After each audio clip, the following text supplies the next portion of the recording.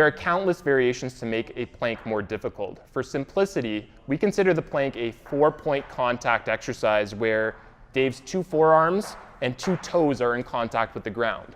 For variations, we're going to have him in either a 3-point contact position or a 2-point contact position by having him remove either 1 arm or 1 arm and 1 leg. Now, the key when going through these exercises is that Dave does not rotate through his hips as he loses a contact point. For instance, if he lifts up his right arm, we don't want him to roll over like so. Instead, think of your 2 hips and your 2 shoulders like 4 legs on a table. At no point can 1 table leg come up or down, or whatever's on the table will spill off. If you're able to maintain that cue, you should be fine to do these variations.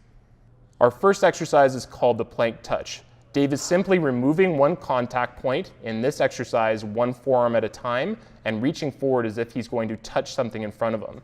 He's going to stay slow and controlled throughout the movement, alternating between arms while ensuring that he is trying not to rock his weight side to side.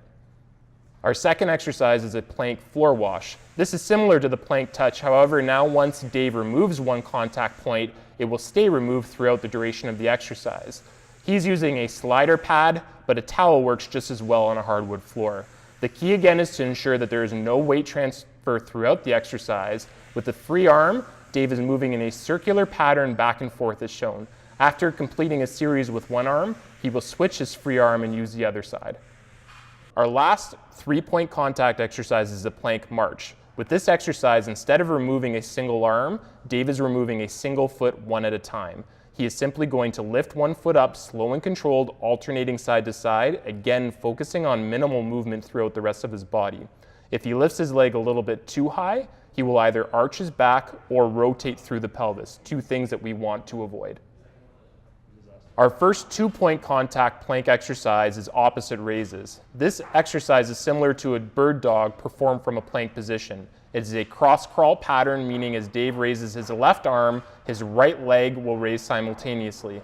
Ideally, both the arm and leg leave the ground at the same time. He will slowly and controlled raise both and return them to the ground and then alternate sides.